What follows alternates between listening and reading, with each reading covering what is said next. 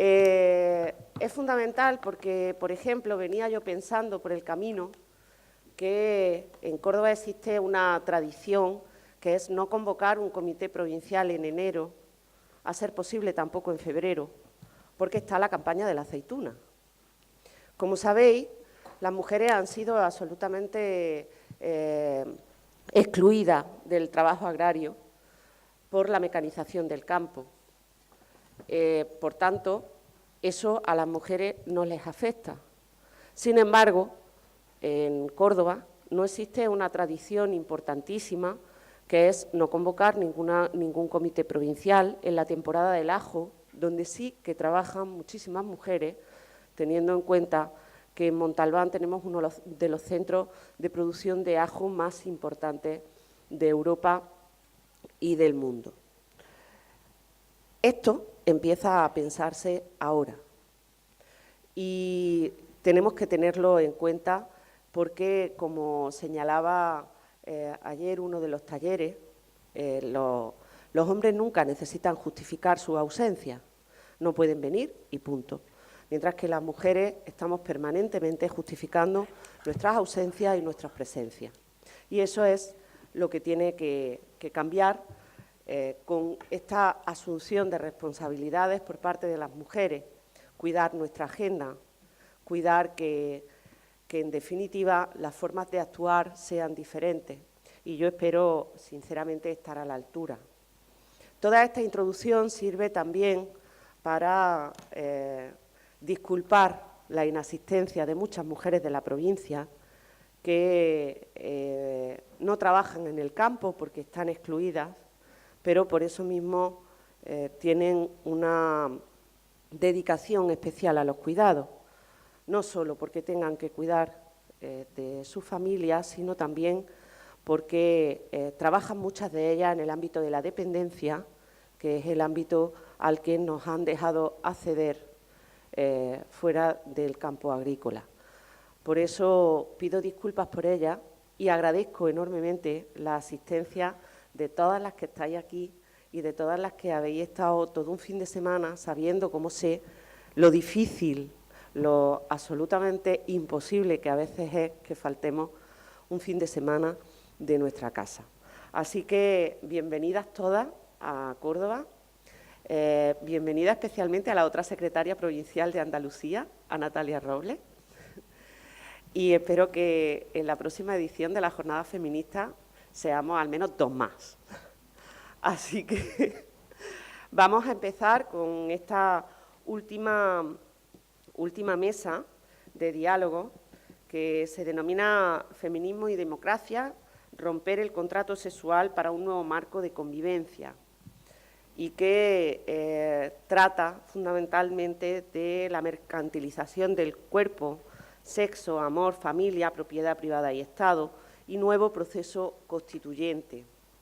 Son temáticas que nos afectan de lleno hoy día, cómo afecta ese contrato sexual frente al contrato social de Rousseau o junto al contrato social de Rousseau en ese proceso constituyente, cómo debe ser ese proceso constituyente para una nueva sociedad con un nuevo contrato.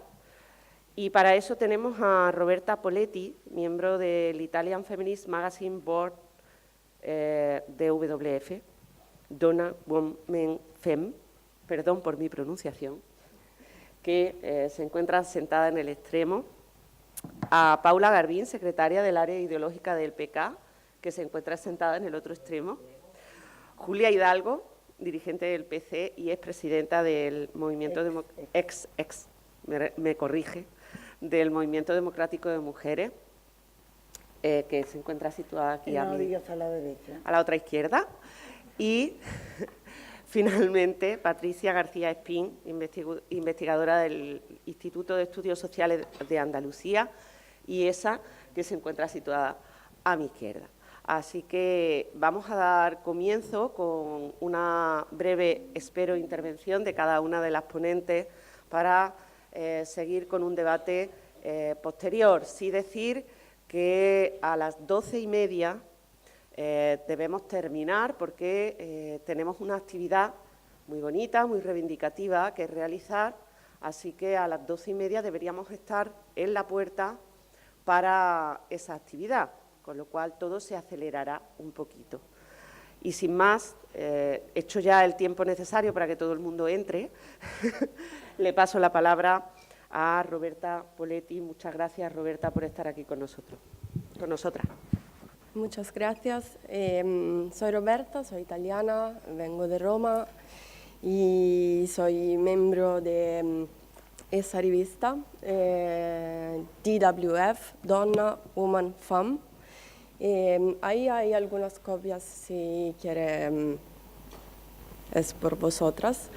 Primero me gustaría decir gracias a todas las compañeras que ayer, el viernes, hoy han hablado, porque han sido días muy intensos de reflexiones e ideas. Segundo, quería también excusarme porque mi español es muy malo, pero vamos a intentarlo y a ver si nos comprendimos. Hoy no podría imaginar una revolución sin feminismo. Al mismo tiempo, no puedo pensar en la revolución feminista como algo diferente que la revolución de la existencia y en las relaciones, enraizada en la materialidad de nuestros cuerpos y nuestras experiencias. El feminismo no es una identidad.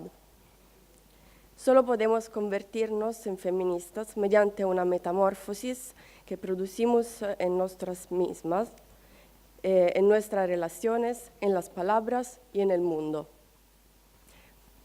Es por eso que el feminismo no es una cuestión de un grupo de interés, en este caso sería un grupo de mujeres, sino que es una perspectiva política y un proceso para una justicia para todos. El feminismo nos permite nombrar a nosotras mismas y cortar la brecha entre nuestros deseos y la realidad. Es una cuestión de alegría, deleite, incluso solo para una, pero siempre en relación. Pero el vacío de la revolución imaginada está completamente lleno por el capitalismo totalitario. La ansiedad de la revolución se ha transformado en ansiedad de rendimiento, performance. Los días de la performatividad inducida con demasiada frecuencia nos llevan a reprimir nuestros impulsos corporales, tratándolos como un síntoma que debe ser silenciado. Nuestros deseos carnales reprimidos parecen ser el tema central de nuestras vidas, ya sea reprimidos en el trabajo debido a la ansiedad por el desempleo, la competitividad en lugar de la cooperación y la solidaridad, o reprimidos en la política debido al miedo del cambio. Y también reprimido por nosotras. Nuestros cuerpos permanecen en silencio, sus necesidades reducidas a un mero síntoma. Neurosis, trastornos de la alimentación, desarrollo de fobias, drogas psiquiátricas. Este es el precio que estamos pagando a todos los egos superinflados que hemos interiorizado en la sociedad actual basada en la performance. Y todavía es esta sociedad titulada para definir qué es el welfare, el bienestar. Nosotras, como comité editorial de DWF, una revista feminista que surgió en el 75 en Roma, Italia, pero sobre todo como feministas, hemos empezado con nosotras mismas. Creamos nuestras propias narrativas. Fue ya es política. Como europeas que viajan sin pasaporte y con euros en nuestras billeteras, con 3 cepillos de dientes, cada uno en un piso compartido, o en coloc, como dicen los franceses, nos preguntamos si teníamos algo que hablar y si es así, ¿sobre qué? Con las feministas en Suecia, Austria, Lituania, Polonia, España y tal. Y si se podría hablar, aunque de alguna manera provocativamente, de la existencia de un movimiento feminista en Europa. Ciertamente hay diferencias. La prostitución es una de estas, como lo conocemos, pero la apuesta es ver si hay un hilo común que las vincule. Y si se sucediera este hilo, nos preguntamos a nosotras mismas, ¿sería el movimiento feminista transnacional europeísta? Hay también un movimiento en Italia llamado Non una di meno, ni una menos, que respondió a una llamada de mujeres argentinas sobre el tema de la violencia. Eso es un movimiento global que cubre algo como 50 países. Pero hablando de Europa y usando imaginación, ¿cómo se podría crear un movimiento feminista europeo? ¿Y sobre qué bases? Viendo que el gran proyecto de la Europa unida, con el objetivo de mantener las diferencias pero juntas, sin aplanarlas en un universal, ha producido una forma de gobernanza y un sistema unido a reglas restrictivas. Un sistema que ha dado paso a las finanzas, erigió muros o, incluso peor, ha sido una fortaleza. En resumen, que prefiera las líneas rectas a las curvas, que son menos predecibles. La pregunta que nos hacemos a nosotras mismas y a otras, en el número que preparamos sobre Europa, razones y sentimientos, lo que fue ahí, es lo que Europa ha permitido o permite a las mujeres en primer lugar, no como un grupo de interés, sino como sujetos que han experimentado en sus cuerpos el riesgo biopolítico, que ahora se refiere en Europa también a mucho más cuerpos, los migrantes, que exclusión o inclusión puede ser una cuestión de vida o muerte. Partiendo de nuestras propias vidas, estas consideraciones han recorrido un largo camino, planteando muchas preguntas y demandas. Este cuestionamiento conduce a un único resultado, pero decisivo. Es necesario un nuevo modelo y un nuevo proyecto para Europa que vean a las mujeres en ubicaciones de poder, no solo como mujeres, sino como sujetos políticos. Las razones aducidas para esto fueron: nunca las mujeres han construido su identidad política sobre bases nacionalistas, como pone Virginia Woolf. Muy probablemente porque su causa está arraigada en la lucha contra el universalismo patriarcal, que fuerzas los hombres también los hombres lo comienzan a decir. O segundo, porque como sujetos políticos siempre sustituyen con cuidado la propiedad y la patria. Y porque su experiencia europea la creación de redes con mujeres de diferentes orígenes ha demostrado que se sigue abriendo de otras prácticas y compararlas con las suyas propias.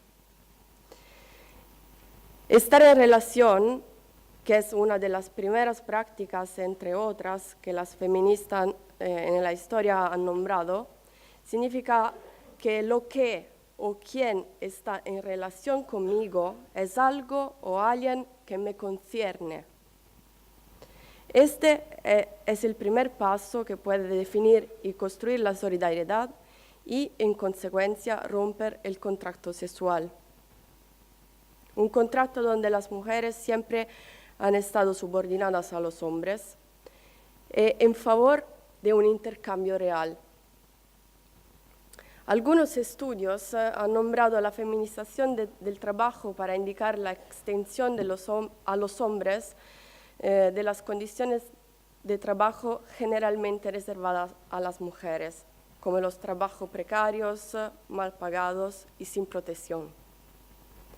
Pero también la solicitud que los hombres tengan capacidades generalmente asociadas a las mujeres, capacidad de relación, cuidado, empatía.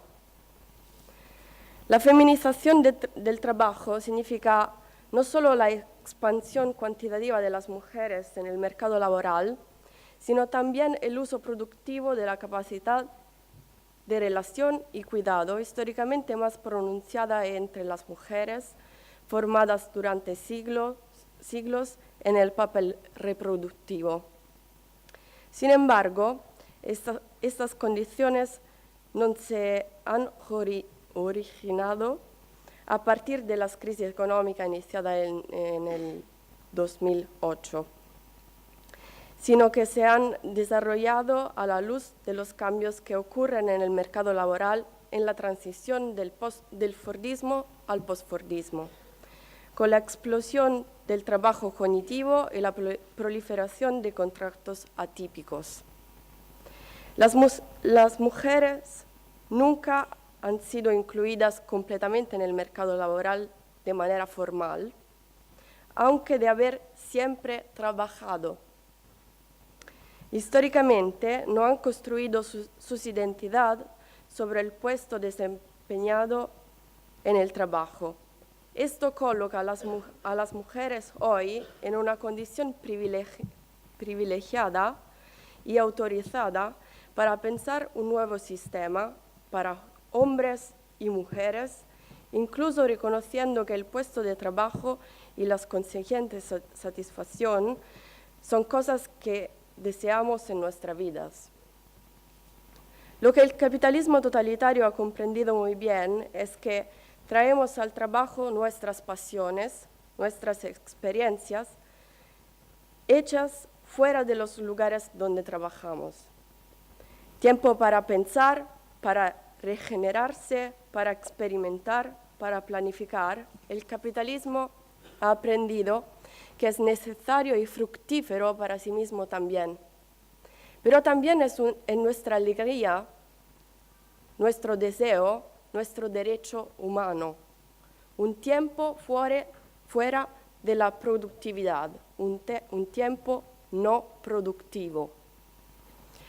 Una forma de ganar este derecho, que ha sido muy debatido en los últimos años en Italia, es la renta básica, una medida ya provista en la mayoría de los países europeos. Pero tenemos que prestar atención a la posible degeneración de esta disposición. Por ejemplo, una condición de soledad. Otro es lo que con mi colectivo feminista llamamos derecho universal a la modernidad o derecho universal a un tiempo no productivo. Una ampliación de una cuestión o experiencia femenina como la modernidad a favor de todos, a favor de los derechos humanos. No estoy hablando de compartir con los hombres el cuidado familiar, esa es otra cuestión. La modernidad nos interesaba como un tiempo fuera de la producción, como un ejemplo de esos mecanismos ocultos que permiten al capitalismo de reproducirse, como una oportunidad para abrir una discusión sobre la necesidad de desvincular la ciudadanía de la independencia y la ciudadanía del trabajo. Esta ciudadanía se basa hoy sobre un supuesto ciudadano neutral, pero básicamente masculino, blanco, heterosexual, trabajador a tiempo completo.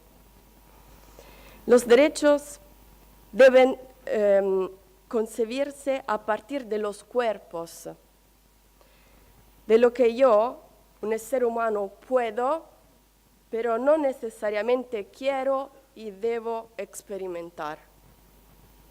Este puedo, en lugar de debo, rompe el contrato sexual, abriendo la posibilidad de un intercambio real entre los humanos, entre las necesidades humanas. No es la forma más fácil de construir una sociedad. Las reglas y el universalismo son mucho más reconfortantes, porque en realidad implica estar en contacto con nosotros mismos, con nuestros cuerpos, con nuestra alegría y necesidades, y con los otros también. Pero es el único camino que veo para huir del miedo de las diferencias y de los cambios. Estoy poniendo el deseo al centro de la política, el deseo de cambio, y también el deseo que nosotros nos encontramos enteramente en nuestro trabajo político. Un deseo que está limitado y potenciado por nuestras relaciones con las otras y con los otros. No deseo que nadie hable en nombre de otra, en nombre de un género completo y del poder que influye en los demás, sin hablar primero por sí misma. No deseo que nadie hable de una relación si no está realmente dispuesta a comprometerse. Esa es la base desde donde me gustaría hablar, fuera de la lógica productiva, sobre el contrato sexual, la prostitución, el amor, la familia de diferentes formas, el sexo, el trabajo, en una palabra, autodeterminación. Gracias.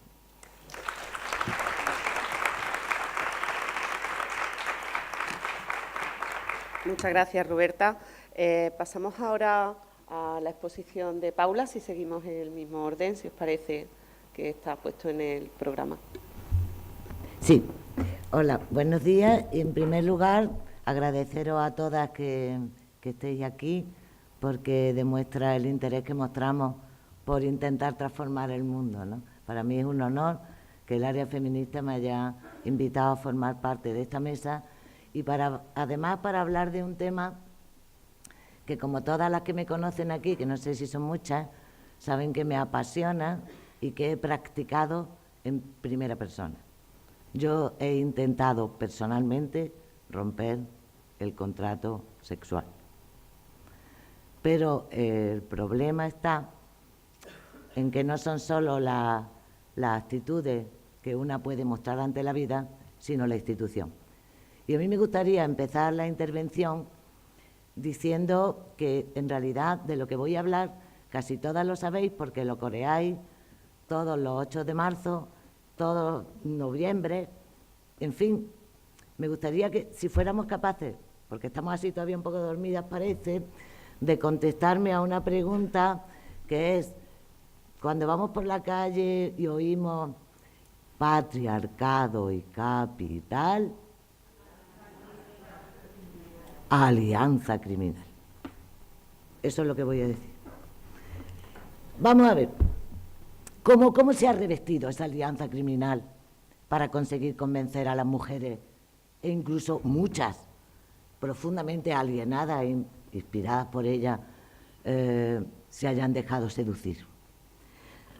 Pues, claro, contrato, ¿no? La palabra contrato idealmente significa que todas las relaciones sociales deberían tener una forma contractual derivado de una lucha revolucionaria que, como pasa tantas veces, pervierten las palabras. Fijaros, una proclama que decía: todos y todas, ¿no?, los individuos nacemos libres e iguales. Y por lo tanto, si todos nacemos libres e iguales, todos podemos firmar contratos unos con otros en los que intercambiamos bienes y del cual salimos ambas partes firmantes del contrato muy bien satisfechas, compensadas. Claro, esta teoría del contrato que nace, podríamos decir, de una idea emancipatoria, rápidamente el liberalismo la toma como tal y la presenta la libertad individual como el principio de la máxima felicidad, de la libertad plena. En el contrato social, que aludían antes de Rousseau, en el contrato social, ¿quién firma? Firman los hermanos para matar al patriarca. Es decir, hay primero un parricidio, se mata al viejo patriarcado y una vez asesinados los hermanos, no las hermanas, los hermanos se ponen de acuerdo para repartir el poder. Y ya no existe el poder ejercido por la fuerza, sino que todo se va a basar en un acuerdo de libre contratación. ¿Qué ocurre? Que esos hermanos también se ponen de acuerdo en que se van a garantizar su derecho a disponer del cuerpo de las mujeres. Y eso es el contrato social y el contrato sexual, alianza criminal. Claro, ¿qué se intercambia en cada contrato? En un contrato laboral, ¿qué se intercambia? La fuerza de trabajo. En un contrato matrimonial, ¿qué se intercambia? Los cuerpos. Una diferencia, ¿no? Bastante grande. La crítica marxista que hace a los contratos se para en dos momentos. Los marxistas opinamos que es mentira que el contrato sea libre. ¿Por qué? Primero, porque antes de firmar no somos iguales. En los contratos laborales no somos iguales, ¿por qué? Pues porque la propiedad privada nos hace diferentes. Hay unos que poseen los medios de producción y otros que tienen que vender su fuerza de trabajo. Por lo tanto, en un contrato laboral de igualdad cero, te ves forzado a vender tu fuerza de trabajo para conseguir eso. ¿Y qué es lo que puedes conseguir en el proceso de negociación contractual o luego sindical? Pues ponerle unos poquitos de límites al empresario, ¿no? O sea, un contrato es bueno o malo dependiendo de hasta dónde he podido llegar cuando he firmado en las cláusulas. Pero en un contrato de matrimonio no sabemos ni lo que estamos firmando. En un contrato de matrimonio tú estás cambiando obediencia por protección. Tal cual. Decía Levi Strauss, se intercambia el bien más preciado del mundo, el cuerpo de las mujeres. Bien, luego hay otra crítica marxista a los contratos, y es qué ocurre en el transcurso de, mientras dura la contratación. Hombre, ahí ya depende del contrato de trabajo, pues está claro, la plusvalía, las condiciones laborales, por eso hablamos de que durante el tiempo de contratación lo que subsiste es la explotación. Y en el contrato sexual, ¿qué es lo que subyace? Pues ahí Anne Heller es muy clara. Yo me he traído los dos clásicos con los que yo empecé, ¿no? Anne Heller, La revolución de la vida cotidiana, y Federico Engels, El origen de la familia, la propiedad privada y el Estado. Entonces, podríamos decir, para mí eran los textos cuando yo era jovencita, como veis están amarillos, porque ya tengo una edad. Bueno, ¿qué crítica hacen ellos a esa construcción del contrato sexual? Pues Anne Heller decía, mientras la sociedad esté alienada con el deseo de la propiedad, ese deseo de apropiación se convierte en un impulso, en un estímulo, no solo en relación a los objetos, sino también a las personas. Entonces, mientras la sociedad esté alienada con el deseo de la propiedad, el contrato sexual nunca puede ser igualitario. Nunca. Porque va a dar lugar a una relación de subordinación, no explotación, sino de subordinación, porque en el objeto del contrato estamos intercambiando a las personas. Engels es drástico Engels dice, para que el matrimonio pueda ser un contrato libremente consentido y en relaciones de igualdad, requiere que se suprima la familia individual como unidad económica de la sociedad, la familia monogámica y sus consecuencias naturales, el adulterio y la prostitución. Eso dice Federico Engels, fijaros si hace tiempo. Ahí en medio, ¿qué ha pasado? ¿Cuándo ha habido mujeres que han vivido procesos constituyentes, como nos retan desde la mesa, que digamos, en los que han dicho, bueno, ¿cómo construimos una nueva sociedad? Pues yo quisiera recomendaros este libro que ha salido este año, que lo ha editado el Viejo Topo y que lo podéis comprar por internet, como yo lo he comprado, que se llama Mujeres de Octubre. Estos fueron un grupo de mujeres maravillosas, Clara Zetkin, Alejandra Kollontai, que se pusieron a construir un nuevo mundo a raíz de una revolución que empieza un 8 de marzo en Rusia y que se ponen a intentar construir las nuevas bases de un nuevo proceso constituyente que partiera de que el hombre y la mujer eran iguales. Hicieron ahí unos esfuerzos increíbles para hacer un nuevo código de la familia, un nuevo código que igualaba, por supuesto permitía el divorcio, por supuesto permitía el acceso, incluso proponía como objetivo el acceso al mundo laboral, pensaron que la crianza y la reproducción debía depender del Estado, en fin, todas aquellas maravillosas ideas que luego pues unas se cortaron, otras no, otras las circunstancias no las permitieron. Pero bueno, ahí ha habido un proceso constituyente que lo ha intentado con mayor o con menor éxito y que nos puede servir a nosotras y que lo podéis leer tranquilamente porque están traducidos los códigos, todo.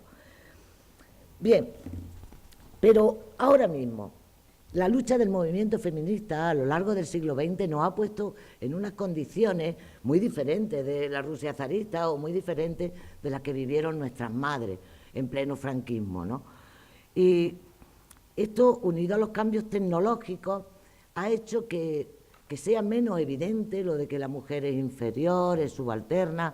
Por lo tanto, la subordinación, ¿cómo consiguen mantener el contrato sexual vivo? ¿Cómo consiguen mantener esa subordinación?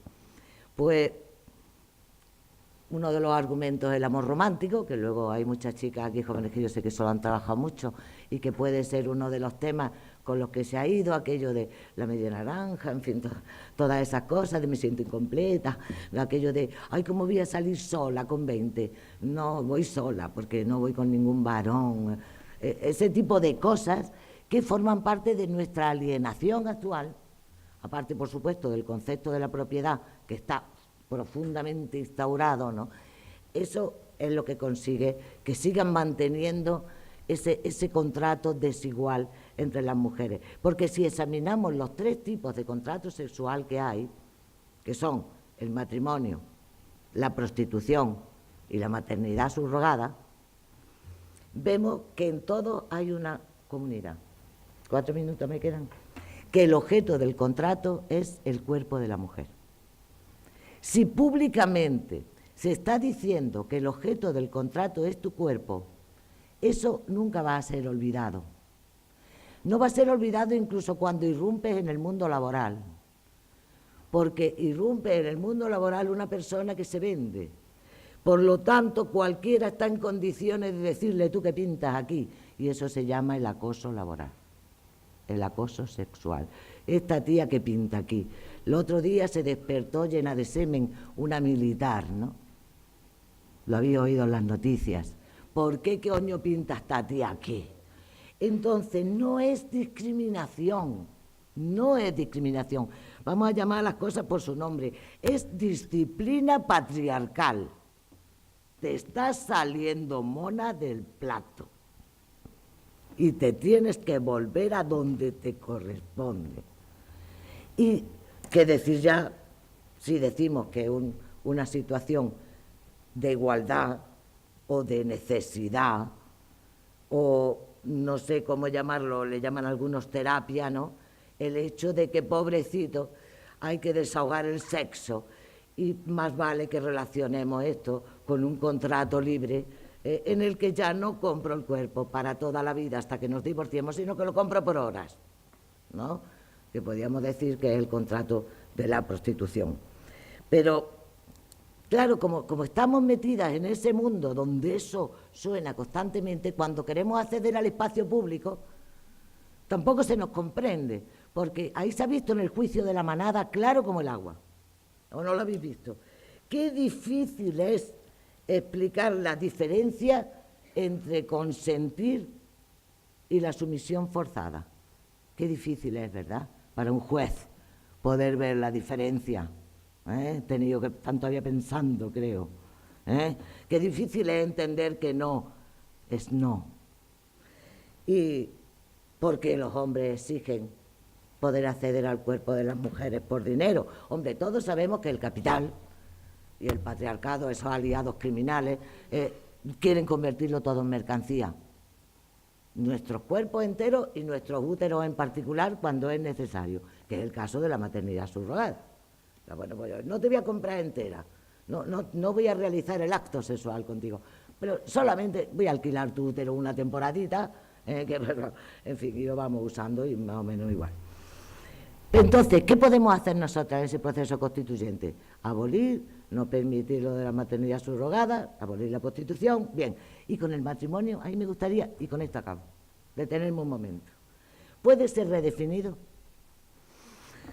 ¿Podemos hacer una situación transitoria hasta que construyamos la nueva sociedad en la que, por supuesto, los comunistas opinamos que la relación es la unión libre? Que quede claro, que hay gente que parece que se lo ha olvidado. Comunista es unión libre, ¿eh? Bueno, pues yo lo digo porque soy el área ideológica, estoy investida de autoridad. Entonces, con el establecimiento del matrimonio y el pretexto del contrato, esa dominación queda oculta, pero la falacia de la igualdad salta por los aires, porque el varón sigue siendo más fuerte y es lo suficientemente fuerte para ejercerla. Y lo vemos todos los días, la violencia doméstica. Pero no solo eso, sino que es que además a los jueces también les cuesta mucho trabajo verlo. ¿Existe violación dentro del matrimonio? Gran pregunta. Stuart Mill, que era un gran teórico al que las feministas le debemos mucho, se casó con una superfeminista que se llamaba Harriet Taylor y era tan consciente de lo que estaba cometiendo. Pero claro, estamos hablando de 1851, no del siglo XXI, que no hay por qué casarse, pero bueno, en el siglo XIX, Mill firmó un documento 2 meses antes que ponía: hago la solemne promesa de que nunca y en ningún caso o bajo ninguna circunstancia haré uso de mis derechos maritales. Si no llega a firmar eso, Harriet Taylor no se casa con él. Fijaros, ese documento no le obligaba a nada, porque eso ante la ley no es válido. ¿Y por qué no es válido? Porque existe una institución, la del matrimonio, en la que te inscribes. Fijaros, no hay un papel con un encabezado que ponga contrato matrimonial, ¿o alguien lo ha visto? No, ¿verdad? Cuando vas a casarte. Tú llegas allí y hay una persona, que puede ser religiosa o no, jurista o representante público, que te hace ante todo el mundo una pregunta. Y tú contestas: sí, quiero. Y luego, por la noche o por la tarde, depende de la desesperación, tienes que realizar el acto sexual. Porque todos sabéis que un matrimonio, si no es consumado, no es válido. Acordaros del Tribunal de la Rota. Entonces tú te pones delante de un montón de gente a decir que te vas a acostar dentro de un rato con esta persona y dices si quiero delante de todo el mundo, no te da ni siquiera rubor, y después de eso entras a formar parte de una institución que va a depender primero de la voluntad de la buena persona que ha dicho el sí quiero contigo, como Stuart Mill, o del que esté gobernando en ese momento, que se lo digan a las polacas.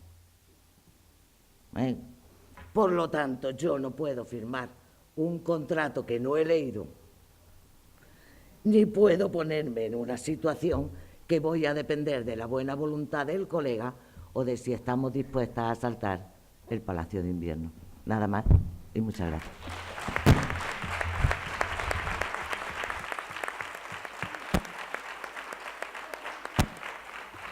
Buenos días a todas. Escuela Feminista del Partido Comunista de Andalucía. Yo quiero empezar con un pensamiento de Carlos Marx y Federico Engels, que decían en el siglo XIX que cualquier avance de la sociedad vendría precedido por el avance de las mujeres en sus derechos y en sus libertades. Una vez dicho esto, yo pienso que para las mujeres la democracia no existe. Y no ha existido nunca, porque el feminismo lo trastoca todo, siempre lo digo. El feminismo cuestiona el orden establecido, cuestiona la política, cuestiona la moral, cuestiona la cultura, pero sobre todo cuestiona una cosa muy importante, cuestiona las relaciones de poder y cuestiona que el poder recaiga fundamentalmente sobre una parte de la sociedad que al día de hoy es minoritaria y que la conforman los hombres. Y claro, el feminismo es muy impertinente, somos muy impertinentes y nunca ha habido, como decía Heidi Hartmann, buen maridaje entre el marxismo y el feminismo, nunca lo ha habido. Y al día de hoy tampoco lo hay. Porque las mujeres no gozamos de amparo de ciudadanía en una democracia. No, pero ni siquiera en la Ilustración. En 1793, aquellas mujeres que lucharon codo con los hombres para cortar cabezas a los reyes soberanos, en 1797 fueron expulsadas del derecho de ciudadanía, se le quitó el derecho al voto y no se permitía a más de 5 mujeres juntas en la calle, mujeres que lucharon por cortar cabezas. El comportamiento de las constituciones democráticas es ilegítimo con las mujeres. Y si digo que es ilegítimo con las mujeres, no quiero decir con el feminismo, porque hay una cosa real, y es que las mujeres se han empoderado, nos hemos empoderado. Tenemos responsable política, más responsable política, responsable del área ideológica, cargos públicos, alcaldesas, concejalas, dirigentes. Y es verdad, nos hemos empoderado, pero aquí hay una trampa en la que el capitalismo y el patriarcado que se retroalimentan coinciden. Y es que empoderemos a las mujeres, dejemos que se empoderen, pero el feminismo no está empoderado, absolutamente, pero no está empoderado en las organizaciones de derecha y no está empoderado en las organizaciones de izquierda. Y esto viene de atrás, esto es histórico.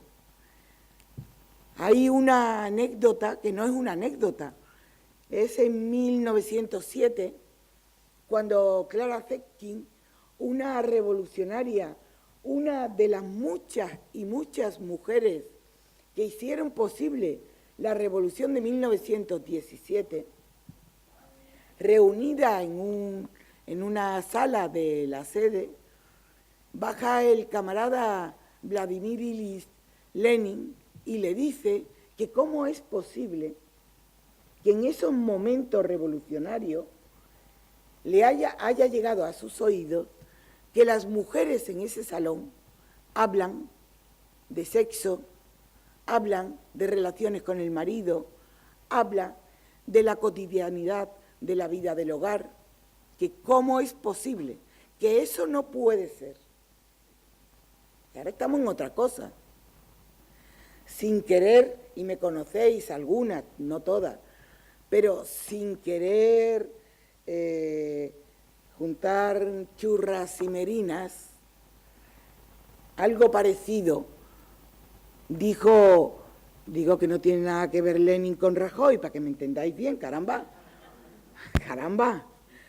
algo muy parecido dijo Rajoy cuando le preguntan y dice lo que piensa, y dice la verdad.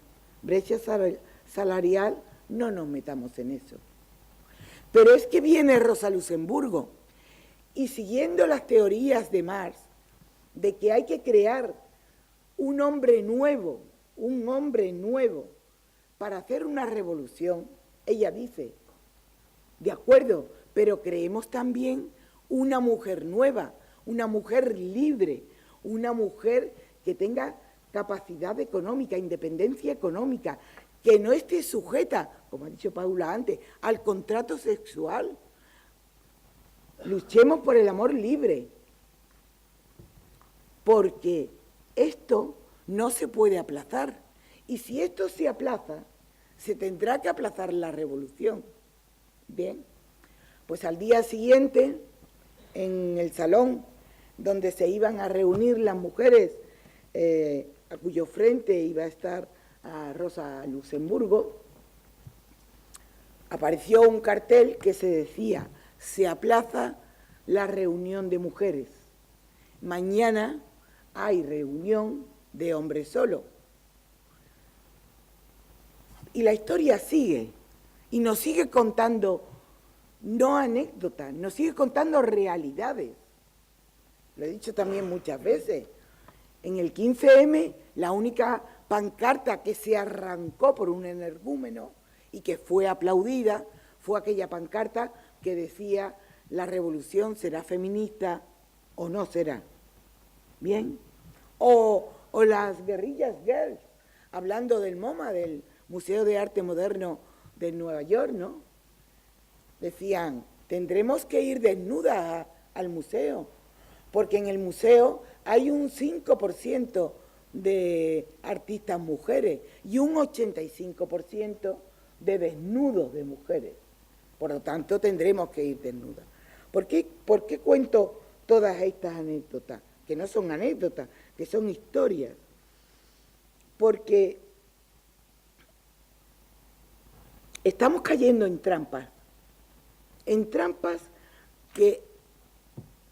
las que se han aliado el capitalismo y el feminismo. Ayer hubo una gala de cine, yo no la vi entera. Bueno, el 7% de mujeres cineastas se llevaron premio, el 7%. Los presentadores eran hombres, hasta donde yo vi.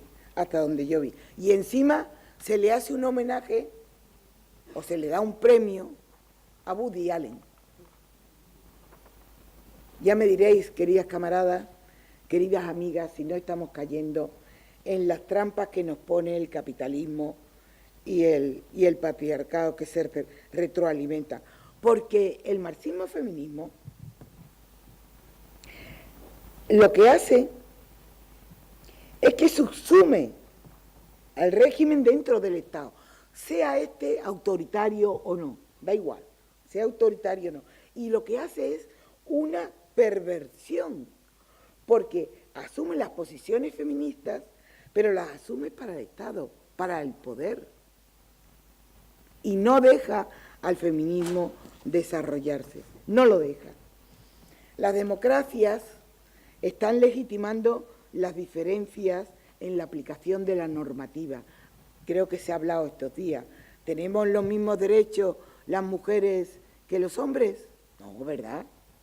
Y queda mucho trecho por alcanzarlo. ¿Por qué? Porque no asumimos el feminismo. No lo asumimos. Y no lo asumimos como organización política. Empoderamos a las mujeres. Pero el feminismo no lo asumimos.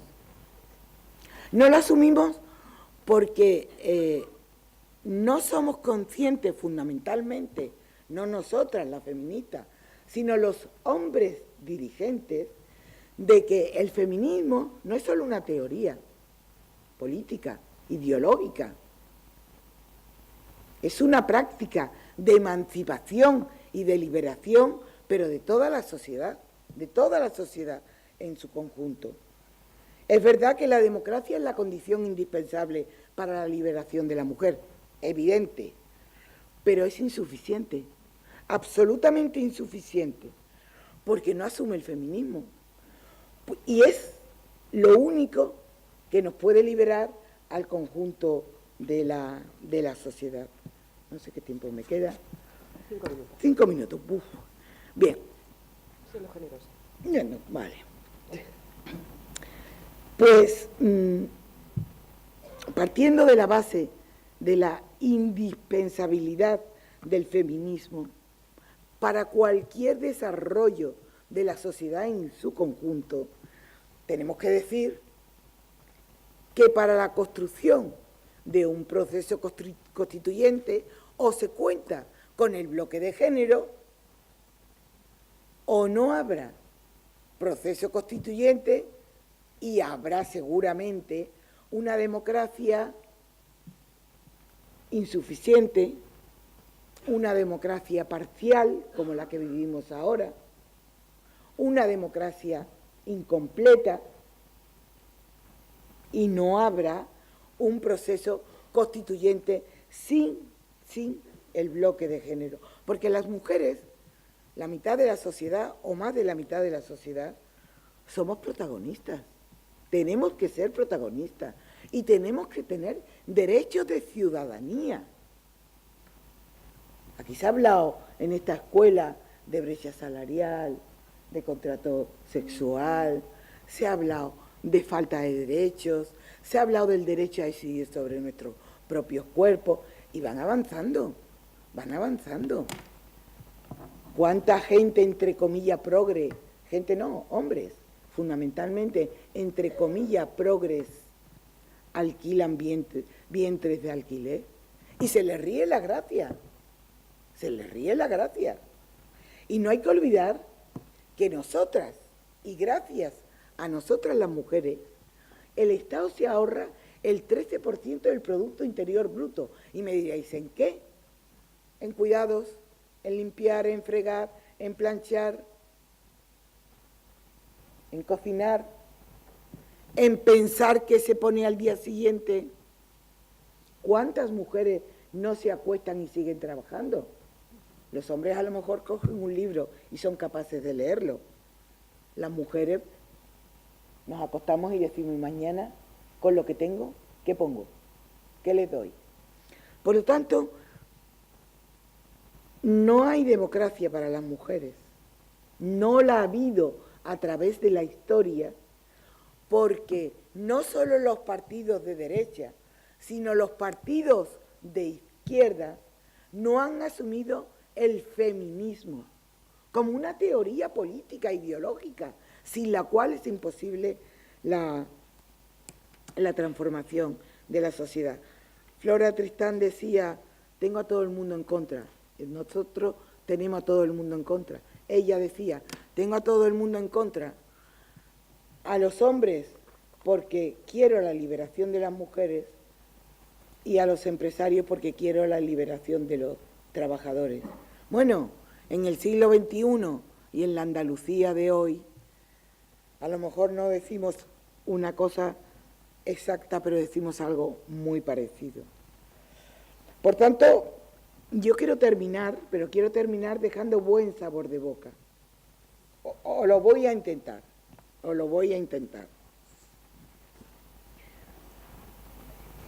Las mujeres fuimos incluidas en las democracias como auxiliares, como complementarias, y así seguimos. Pero nos hemos empoderado y hemos alcanzado derechos. Y aquí en España hemos alcanzado derechos, pero no los hemos alcanzado nosotras, las mujeres del siglo XXI. No. Tenemos que mirar para atrás y tenemos que recuperar una memoria histórica feminista que ha sido olvidada, sepultada, silenciada, en muchos casos por nuestros camaradas hombres. Todo el mundo conoce aquí a Santiago Carrillo, digo viejos, a Marcelino Camacho, a Gregorio López Raimundo, a Lucio Lobato, dirigentes del Partido Comunista de España. Yo voy a lanzar una pregunta. ¿Quién conoce a Mercedes Comabella? Bueno, ahí hay alguien que la conoce. ¿Quién conoce a Carmen Rodríguez? ¿Quién conoce a Vicenta Camacho? Pues gracias a esas mujeres, nosotras, mujeres del Partido Comunista de España, estamos hoy en la situación que estamos. Situación de avance, aunque ha habido retroceso en el feminismo desde los años 80 aquí. Situación de avance porque fueron las mujeres que encabezaron la lucha por la liberación de la mujer en el seno del Partido Comunista de España. En el seno del Partido Comunista de España.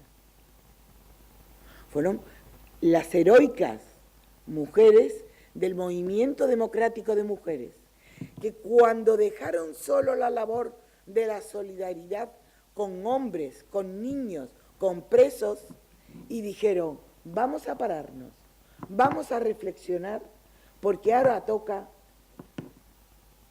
estudiar, trabajar y avanzar en el movimiento de liberación de la mujer. Se les dijo no, no, no y no. Y se las paró. Y se las paró. Camaradas, amigas, tenemos que hacer algo. Algo que a lo mejor nuestra bisnieta, bueno, la mía ya las nietas, pero las vuestras, las bisnietas, las tataranietas, dirán, aquellas mujeres se enfrentaron al poder establecido, no solo en la sociedad, sino en el seno de su organización, y exigieron que se asumiera el feminismo, pero de una vez por todas, teorizándolo, estudiándolo, practicándolo, no solo con las mujeres, sino en el colectivo mixto, hombres y mujeres. ¿Para qué? ¿Para qué? Para que llegue el día en que haya democracia para las mujeres. Para que llegue el día en el que el feminismo sea asumido como movimiento indispensable para la construcción de una nueva ciudad, de una nueva sociedad, de un nuevo hombre, de una nueva mujer, para que sea asumido, para que todos y todas seamos más libres, tengamos más derechos, en definitiva, seamos más felices. Muchas gracias.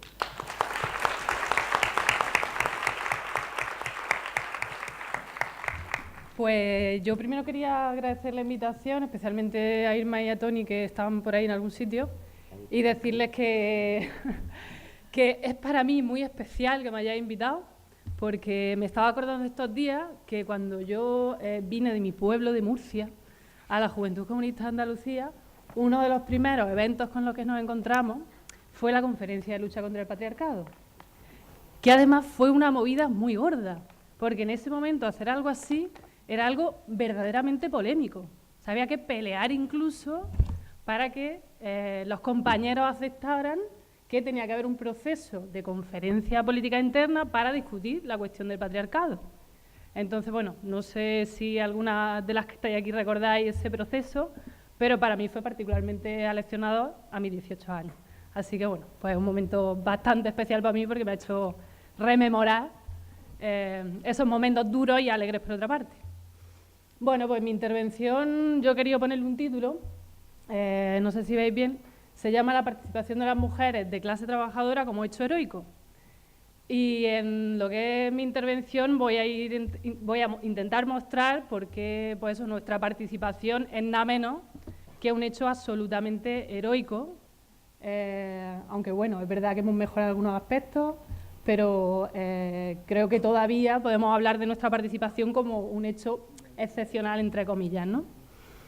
Por otro lado, el hecho de que sea una participación, que nuestra participación sea un hecho heroico, pues es consecuencia de lo que decía Paula, de esa alianza criminal entre patriarcado y capitalismo, ¿no? Bueno, quería empezar haciendo un flashback sobre la sesión de ayer. No sé si os acordáis de la intervención que hicieron Clara y Lucía, en la que explicaron estupendísimamente cómo el capitalismo y el patriarcado se articulan, y se han articulado de maneras distintas a lo largo de la historia, en los 2 últimos siglos, haciendo que las mujeres de clases populares, y particularmente las de clase trabajadora, pues tengamos o vivamos una situación particular, tanto en el ámbito doméstico como en el ámbito laboral.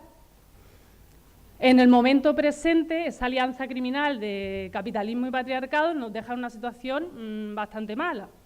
Por un lado, una situación de sobreexplotación laboral, y las precariedades diversas en las que vivimos son condiciones diversas de sobreexplotación.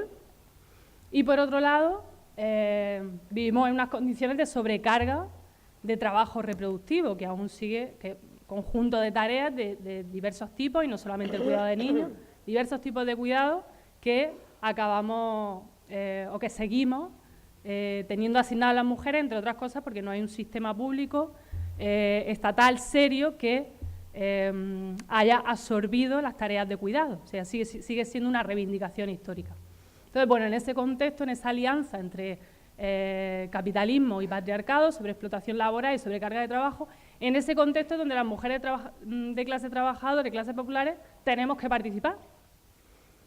En esas condiciones, la carita está seria y tenemos que participar encima con buena cara normalmente, ¿no? Entonces, bueno, cuando pensamos en participación, a mí me gustaría que lo contextualizáramos en cuáles son las condiciones sociales que posibilitan o no la participación, que posibilitan o no la democracia, porque no se trata de plantear el debate solamente en términos abstractos, sino aquí y ahora en qué condiciones podemos ejercer nuestra participación. Bueno, yo quería partir de la idea o del discurso que todavía está presente en nuestros ámbitos, en nuestras organizaciones, es un discurso bastante recurrente, que es el hecho de que las mujeres no participan, sobre todo porque no queremos participar, ¿no? Bueno, lo cierto es que nunca ha sido, bueno, por lo menos en la historia de los 2 últimos siglos, esa afirmación nunca ha sido cierta, y en este momento, por supuesto, en el movimiento obrero nunca ha sido cierta, jamás, pero en este momento, lógicamente, tampoco, ¿no?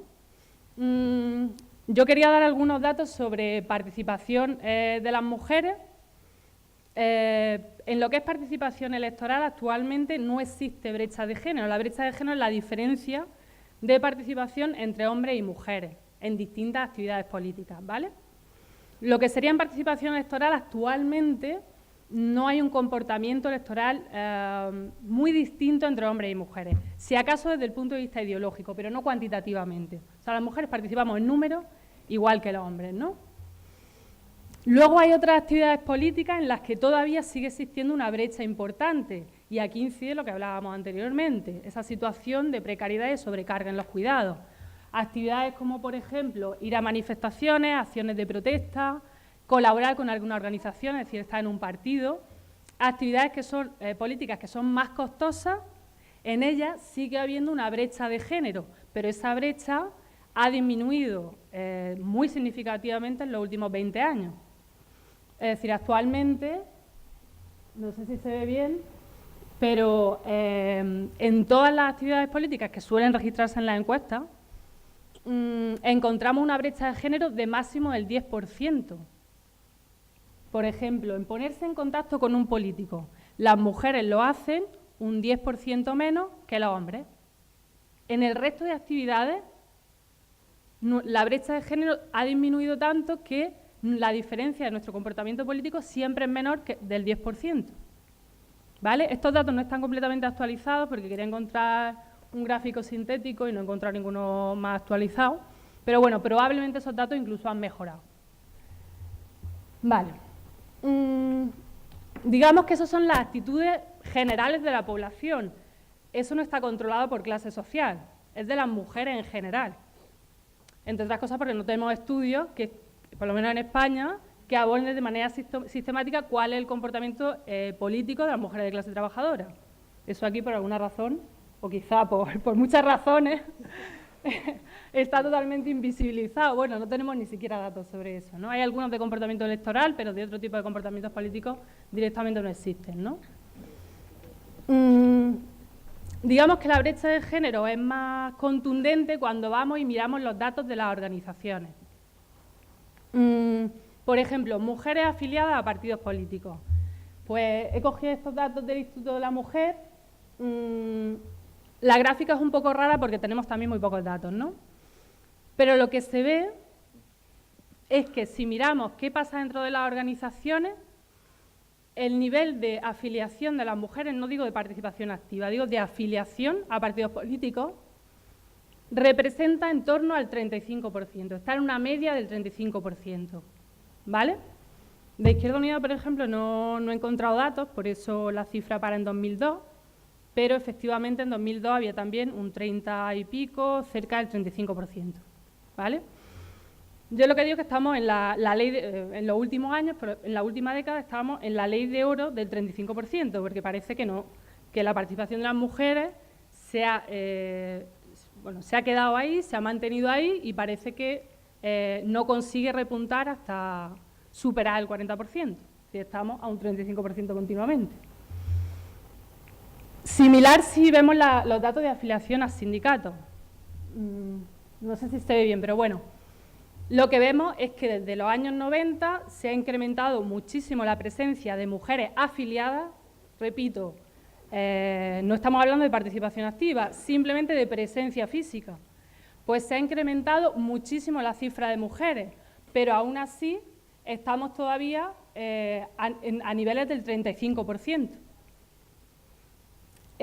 Actualmente el sindicato que tiene, sindicatos mayoritarios, que tiene mayor presencia de mujeres es Comisiones Obreras, que tiene cerca de un 40% de afiliadas.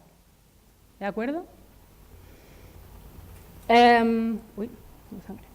Si miramos órganos mujeres en órganos de dirección, lo que vemos es que, por ejemplo, aquí en este gráfico sobre Comisiones Obreras, lo que vemos es que en los órganos de dirección donde hay medidas de paridad, donde hay listas cremalleras obligatorias, pues ni siquiera ahí se consigue el 50%, lo cual me ha parecido bastante curioso. Digo, ¿cómo es posible? Pero si es obligatorio. Pues ni siquiera así. En los órganos de dirección donde no hay esa obligatoria paridad o listas de cremallera, estamos de nuevo en el 35%. No sé qué pasa, que hay una media del 35% que no conseguimos superar. Bueno, estos son algunos datos sobre cuál es la participación de las mujeres y, bueno, en particular las mujeres de clase trabajadora en las principales organizaciones sociopolíticas que existen en nuestro país. Bueno, no es de extrañar, teniendo en cuenta, por un lado, los condicionantes que tenemos desde el punto de vista socioeconómico, esa alianza criminal que nos deja en una situación de precariedad, conjuntamente con lo que comentaba Julia y esa herencia que tenemos también del franquismo, de una cultura política de la exclusión. Pues no es de extrañar que, a pesar de los avances extraordinarios que ha habido en los últimos años, y desde luego eso no se lo debemos a nadie, no ha sido un favor que nos hayan hecho, en cuanto nos han dado la oportunidad política, nos hemos incorporado, no nos han hecho ningún favor, lo hemos hecho, de facto, pero aún así vemos que sigue existiendo una brecha muy importante. Bueno, voy a ser muy breve.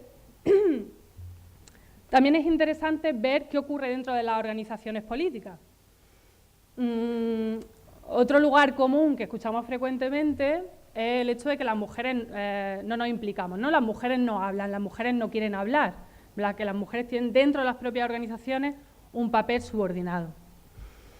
Yo aquí quería hacer referencia muy rápidamente a otro estudio que realizamos sobre la conversación política de las mujeres, en qué medida las mujeres y de qué manera nos abrimos camino en la conversación política, porque además tenemos incluso datos estadísticos que dicen que las mujeres hablamos menos de política, ¿no? ¿Y por qué, no? Y además nos hemos incorporado muchísimo a a las distintas organizaciones políticas y sociales, ¿por qué hablamos menos, ¿no?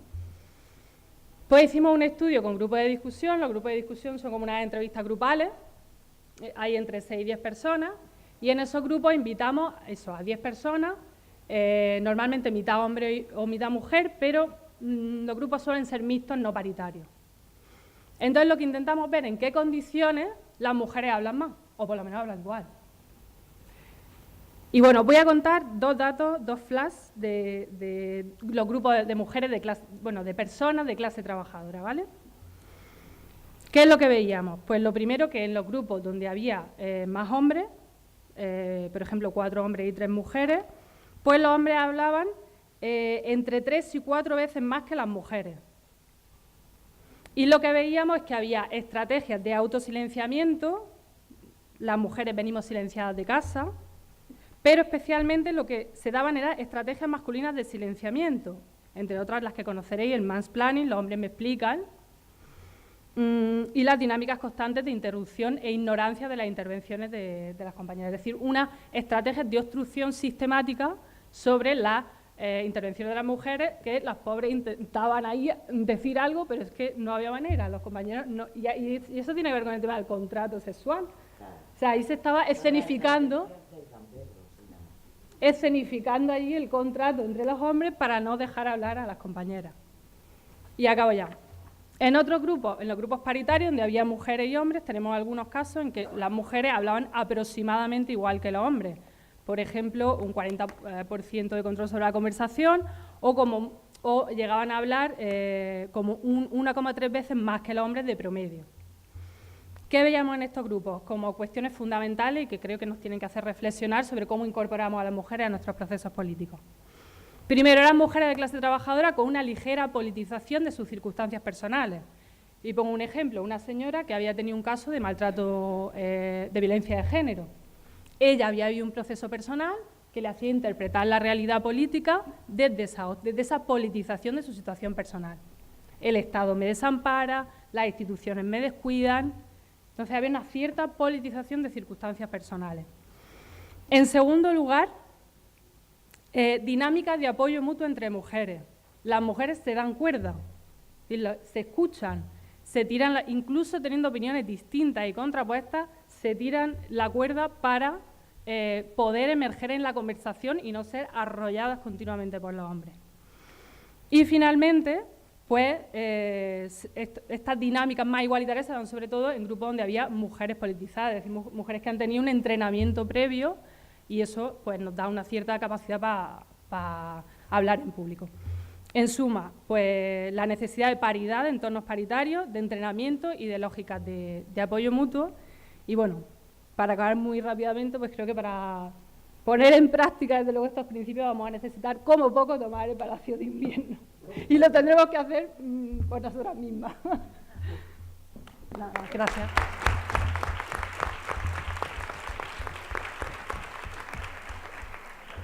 Bien, pues yo creo que hemos desbrozado todas las cuestiones relativas a ese contrato sexual.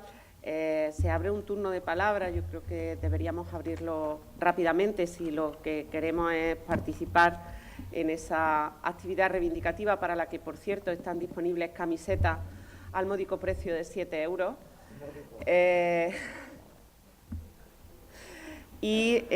Por tanto, se abre el turno de palabra si queréis intervenir. Nada, yo lo de los datos que estaba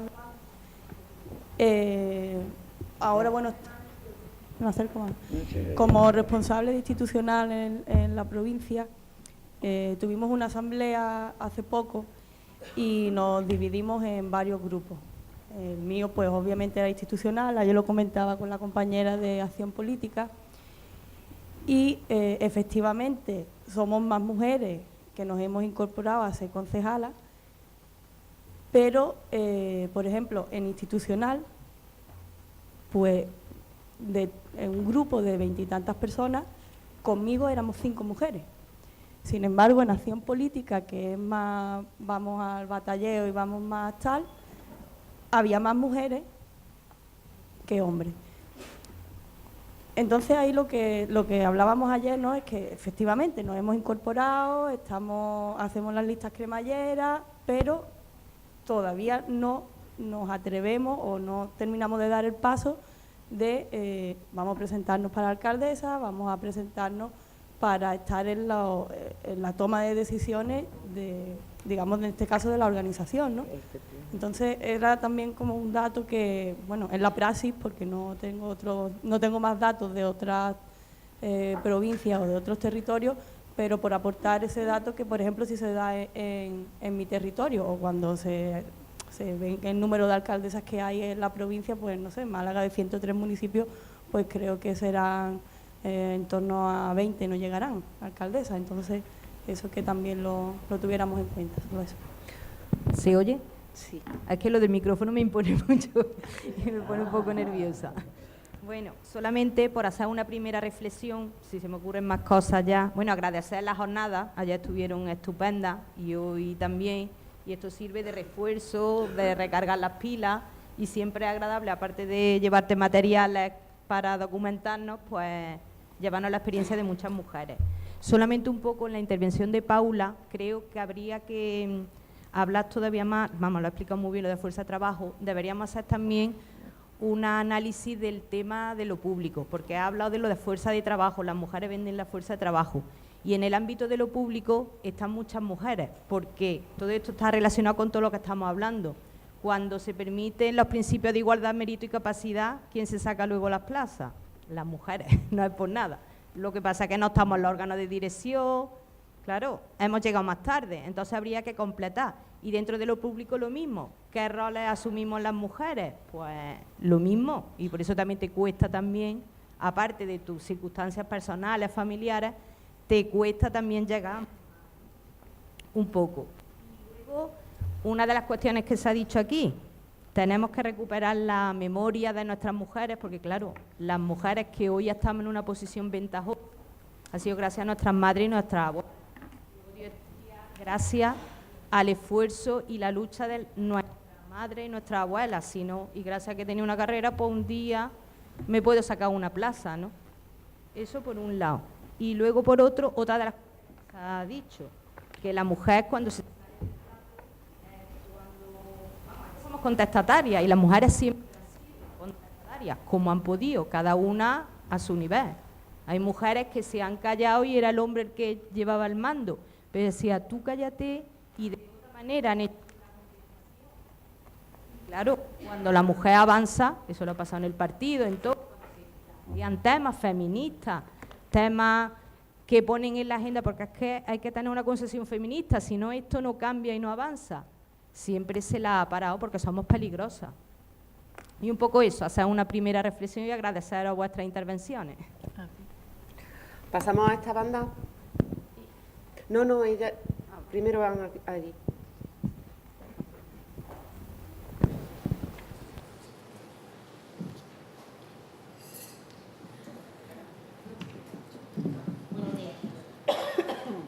Buenos días. Lo mío va para Julia. Estoy de acuerdo con tu diagnóstico en el que los hombres tenemos que tener espacios mixtos para definir el feminismo y aplicarlo con los camaradas del partido. Pero ¿cómo lo hacemos si tenemos que presionarles y entrar en área ideológica y que la ideología del partido tienda más hacia el feminismo, un marxismo feminista? Pero a ellos les cuesta mucho desprenderse de sus privilegios. Porque aunque el diagnóstico les entiende que la igualdad tiene que establecerse, ellos siguen en la línea de no perder su posición de poder. Entonces, ¿cómo lo presionamos? O sea, el diagnóstico lo tenemos, no lo sabemos, pero ¿cuál es la actuación? ¿Qué es lo que tenemos que hacer las mujeres del partido para presionar esta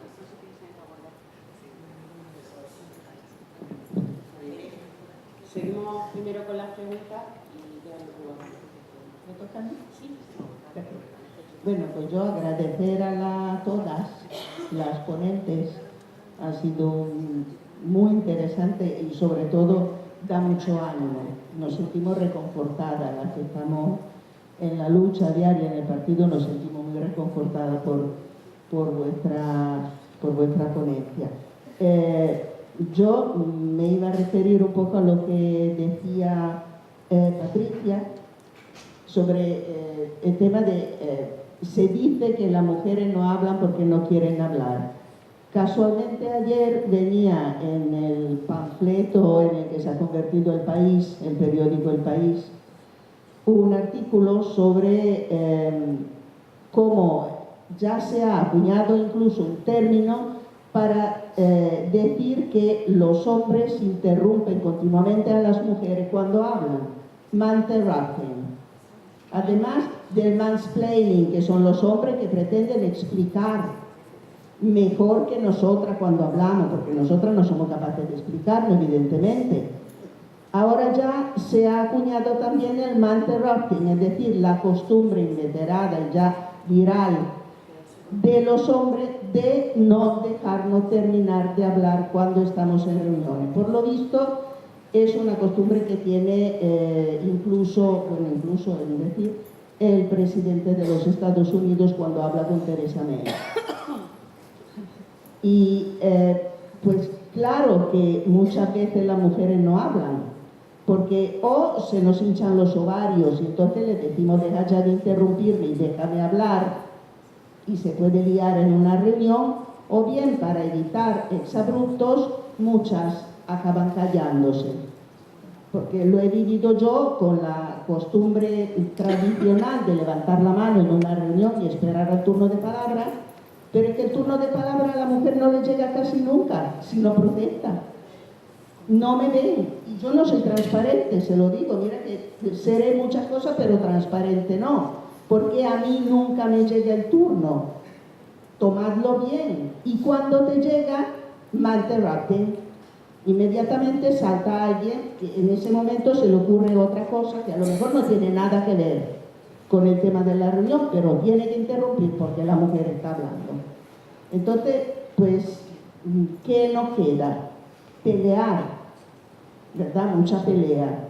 Mucha pelea en las reuniones, quizá mucho ponernos bordes. Al principio, mucho ponernos bordes, nos dirán que somos bordes, que no aguantamos nada, pero yo creo que tenemos que hacerlo. Parte de la ruptura de todo tipo de contrato que nos han impuesto. Y muchas gracias a todas, de verdad.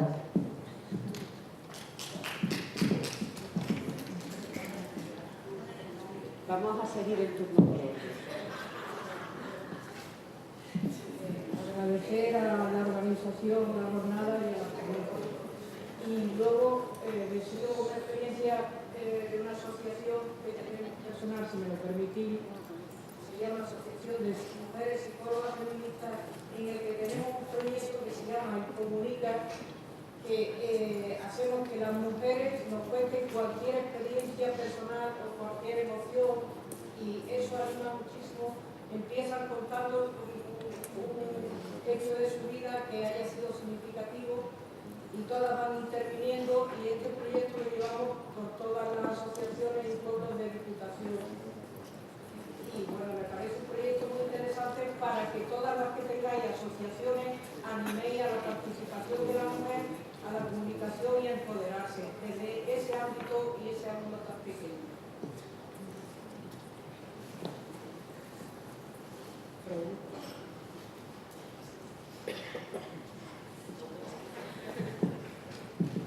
Bueno, yo lo que quería era decirle que necesitamos más de eso, que donde hay.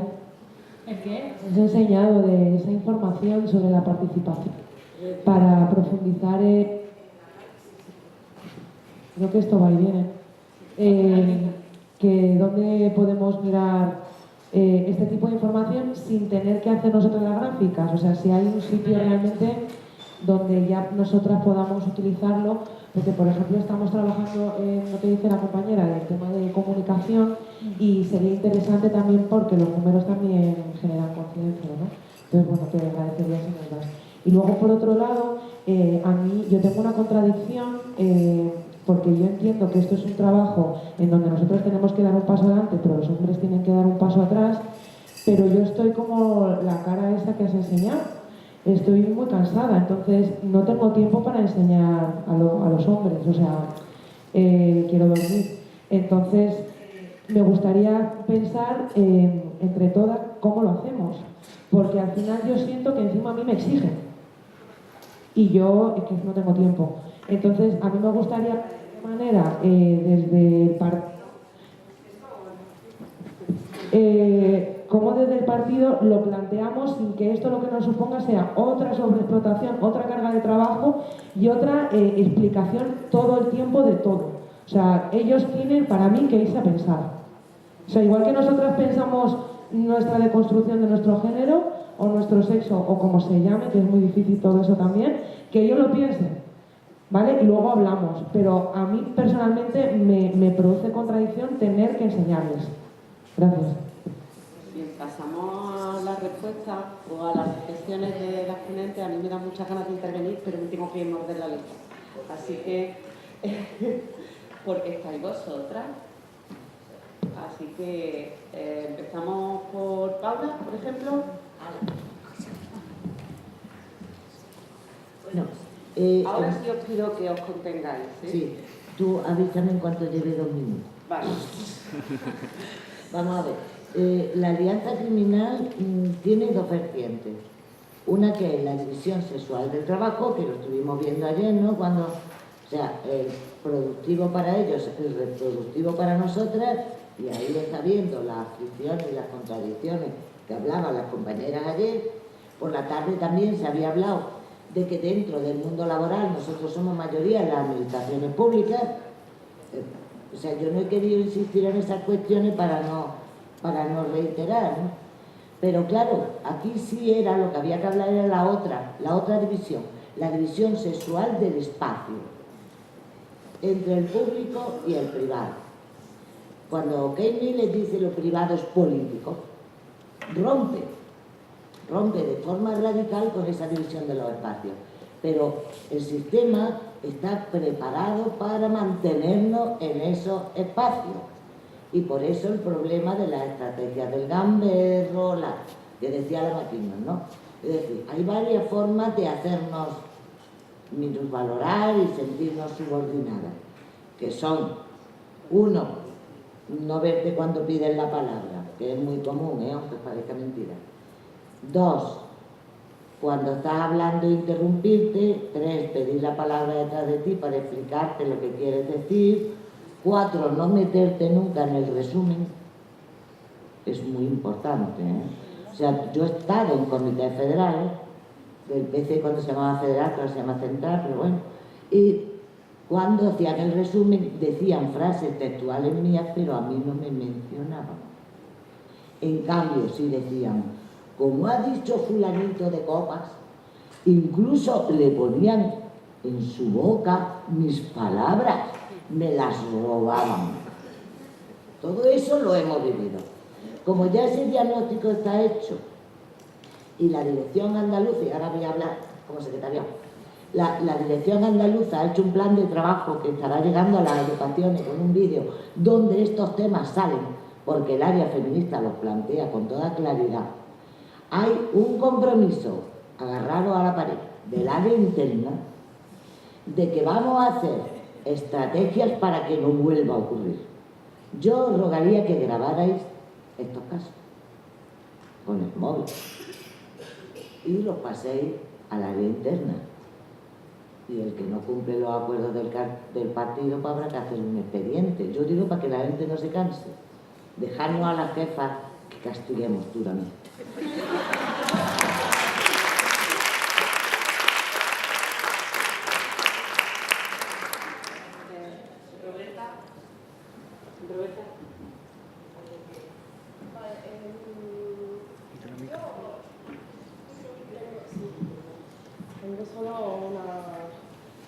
Tengo una pregunta que una respuesta.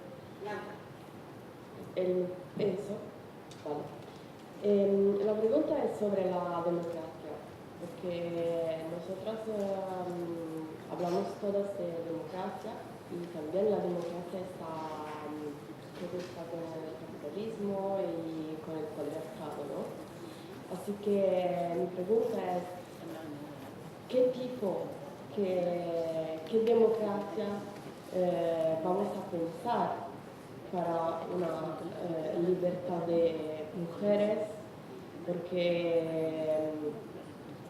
en mi pensamiento, primero tendría que hacer una deconstrucción de la democracia y luego una reconstrucción. Esa es Gracias, Roberta. Muy interesante la reflexión. A ver quién se anima a responderla. Julia. Dos cuestiones. Enseñar a los hombres niñitas, camarada. Niñitas, vamos. Ya tenemos bastante con lo que tenemos como para ahora enseñar a adultos. Yo no enseño ni a mis nietas, o sea que imagínate, no. ¿Qué tenemos que hacer? ¿Cuál es el que hacer? Esa gran pregunta que decía Leni, que Alejandra Kollontai respondía. Construir a la mujer nueva, a una mujer libre, a una mujer con emancipación económica, a una mujer que defienda el amor libre, a una mujer en definitiva impertinente. Tenemos que ser, camaradas, muy impertinentes, y tenemos que poner en jaque el poder detentado por nuestros camaradas hombres. Estoy hablando de dentro de la organización. ¿Y qué tenemos que hacer? Que se asuma en la organización el debate del feminismo. Que no lo debatamos solo nosotras, que está estupendo que lo debatamos nosotros. Está muy bien.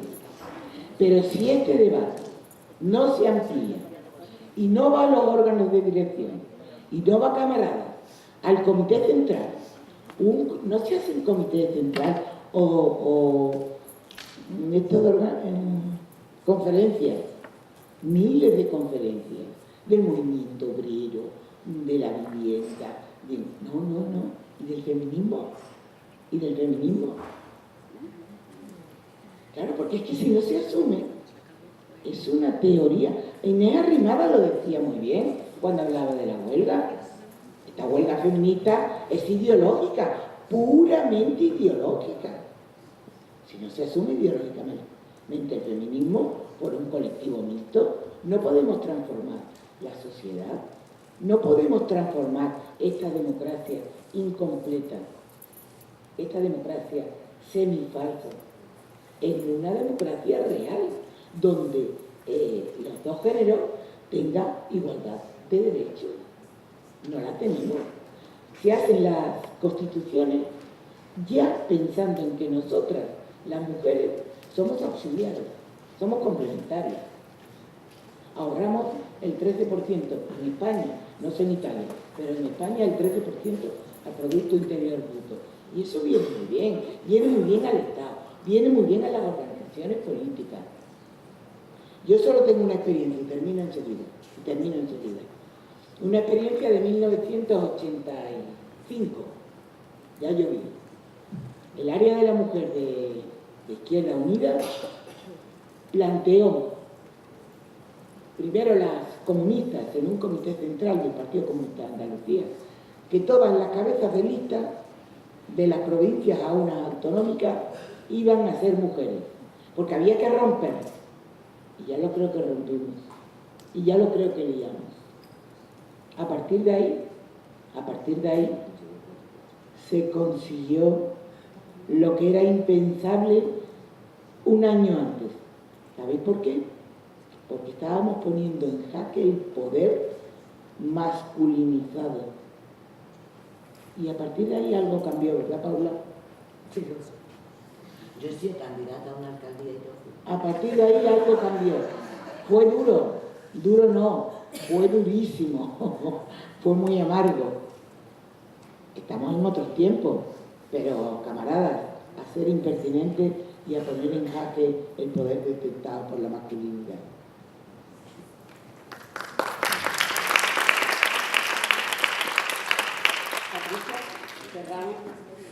Yo, sobre el tema de que hablas de alcaldía,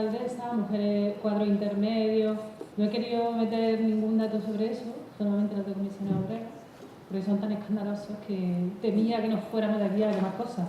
Entonces, pero sobre eso la verdad es que hay un montón de datos y estudios sobre mujeres en cargos intermedios en partidos políticos, en parlamentos. De hecho, una de las cosas que más me molesta es que actualmente se habla mucho de cuántas parlamentarias hay o no, y se habla mucho menos pues, de las condiciones de vida de las mujeres de clase trabajadora y su acceso a la representación política, por ejemplo, que es ninguno, ¿no?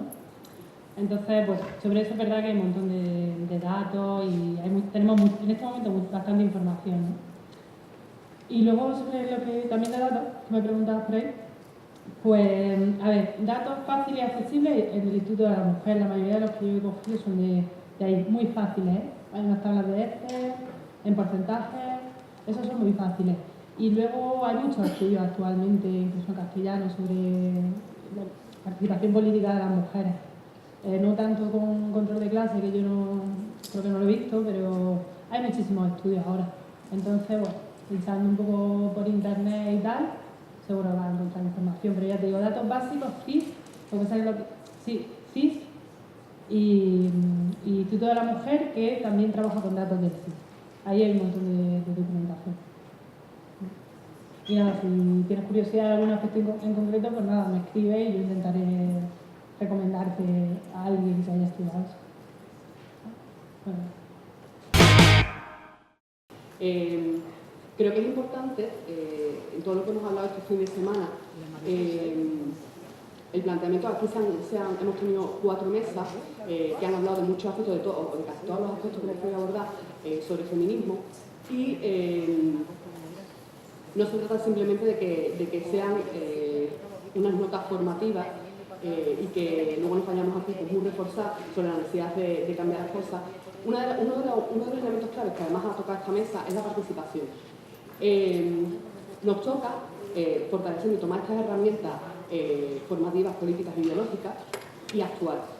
Pero una de las cosas, como digo, es la participación. Nos toca trabajar individualmente y también luchar colectivamente, como decía Simone de Beauvoir, y tenemos un hito interesante e importante.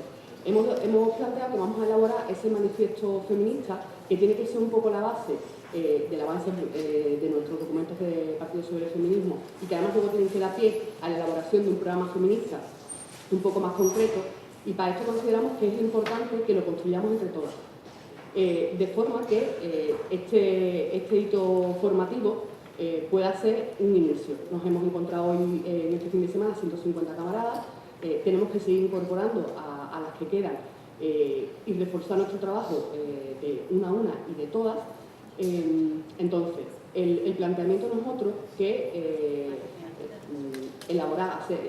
realizar un proceso participativo de aquí al mes de junio en el que todas podamos contribuir a añadir a este primer esbozo que hemos trabajado el fin de semana y elaborar, como digo, ese manifiesto que empieza a sentar realmente las bases de la política feminista del partido y que además sirva no solo a nosotras, sino, como estaban comentando algunas camaradas, también a los compañeros y camaradas que necesitan esa formación, que necesitan de verdad asumir estos planteamientos e incorporarlos a la práctica diaria. De forma que lo que pido, desde el área feminista vamos en breve a empezar a armar este proceso participativo que va a darse a niveles provinciales principalmente y que luego culminará en otro encuentro andaluz. Lo que os pido es que estéis atentas, que os ilusionéis, que participéis, que colaboréis y contribuyáis activamente para que consigamos un manifiesto feminista realmente consensuado y colectivo entre todas. Entonces, ahí quedo y vamos a ver.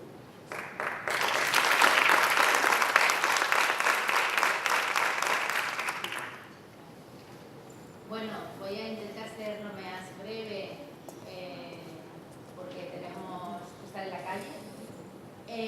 Deciros, bueno, felicitar la organización de esta escuela de formación feminista, felicitar al área feminista de PK y al área biológica por el trabajo, por la organización de esta escuela de formación. Creo que se han dado los contenidos, las bases ideológicas y las luchas necesarias para que cada una de nosotras, cuando salgamos por esta puerta, seamos una activista feminista, y deciros que la prioridad en este momento para el PC es el desarrollo de la huelga feminista del 8 de marzo, que la huelga feminista del 8 de marzo resulte un éxito, porque vamos a hacer huelga porque estamos hartas y decimos basta a todas las injusticias que recaen sobre nosotras, porque vamos a decir basta a que nos maltraten, a que nos asesinen, a que estamos hartas de recibir violencia por este sistema patriarcal. Vamos a hacer huelga en los diferentes ámbitos de la vida, ¿no? Vamos a hacer huelga de cuidados porque queremos corresponsabilidad, vamos a hacer huelga laboral porque queremos trabajo digno para todas, porque queremos igualdad salarial, igualdad, el mismo salario por el mismo trabajo. Vamos a hacer huelga de consumo porque queremos un consumo que sea sostenible y respetuoso con la vida. Y vamos a hacer huelga estudiantil porque queremos una educación coeducativa, porque queremos coeducación, que en definitiva la coeducación es la educación feminista, y porque sabemos y somos conscientes de que si nosotras paramos, el mundo para, ¿no? Pues bueno, nos vamos a ver en la calle y en las calles. El 8 de marzo, todas a la calle. Y bueno, muchas gracias y muchas felicidades por el éxito de la escuela.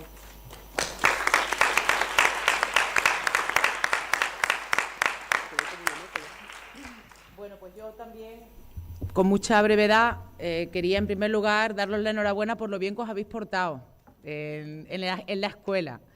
En segundo lugar, deciros que en breve remitiremos a los correos electrónicos la sistematización de lo que hemos trabajado en los talleres, y en breve también Pule, que es nuestro compañero que ha estado aquí con nosotras casi toda la escuela, vamos a subir los vídeos de las distintas mesas que hemos tenido, con la idea de que eso nos sirva ¿para qué? Para un trabajo interno en el partido. Tenemos que organizar grupos de trabajo del área feminista en cada provincia que nos permita multiplicar la potencia de cambio, de transformación y revolucionaria que tenemos nosotras como mujeres feministas y también como mujeres comunistas. Por lo tanto, un trabajo hacia lo interno del partido. Hay que cambiar todo lo que tenga que ser cambiado para que el diagnóstico que hemos visto aquí empiece a cambiar, y un trabajo hacia lo externo, la capacidad que tengamos de organizar a las mujeres y organizarnos con las mujeres y con el movimiento feminista, tanto para el 8 de marzo y la huelga feminista, como para que el 2018 y de aquí en adelante sea el año o los años de la organización y de la lucha de las mujeres, de una propuesta de un nuevo orden social, de un nuevo modelo social que desde luego incluya muchos de los aspectos o todos los aspectos que hemos visto en las mesas. Y eso lo tenemos que hacer, bueno, desde cada agrupación o núcleo, desde cada provincia y desde esta Andalucía nuestra en la que nosotras vivimos, militamos, trabajamos, sufrimos, estamos alegres y hacemos propuestas. Termino. Hemos hecho este final muy reducido, ya lo decía Alba, porque hay aquí una convención del Partido Popular sobre la prisión permanente revisable. Parece que el presidente va a darse un paseo por aquí alrededor, así que le hemos preparado una extraordinaria bienvenida con unos carteles que llevan el lema de nosotras si nos metemos en eso, huelga feminista. Y por último, quería agradecer, bueno, lo que vamos a hacer es esperarnos en la puerta, y ahora vemos cómo organizamos grupos que parezca que somos turistas. Ya habéis visto que en el puente podemos hacer alguna acción curiosa. Pule la va a grabar, la subiremos en redes, en fin, que se note que hemos estado aquí mujeres comunistas y mujeres hablando de feminismo e intentando practicarlo. Y por último, quería agradecer al Partido de la Izquierda Europea por su participación en esta escuela, a todas y cada una de las mujeres que ha formado parte de las mesas, y, bueno, pues nos seguimos viendo tanto en espacios de formación como también en esa necesidad que tenemos de articular una lucha feminista en el conjunto de Europa, porque es imprescindible también destruir esta Europa del capital o construir una Europa democrática, feminista, inclusiva, etcétera, etcétera. Así que también una enorme enhorabuena y agradecimiento al Partido de la Izquierda Europea y a las compañeras que nos han acompañado y que han formado parte indispensable de esta escuela. Nada más, nos vemos en las agrupaciones, nos vemos en las calles y la lucha continúa. Que viva la lucha feminista, que viva la lucha de las mujeres, que viva el Partido Comunista de España. ¡Salud!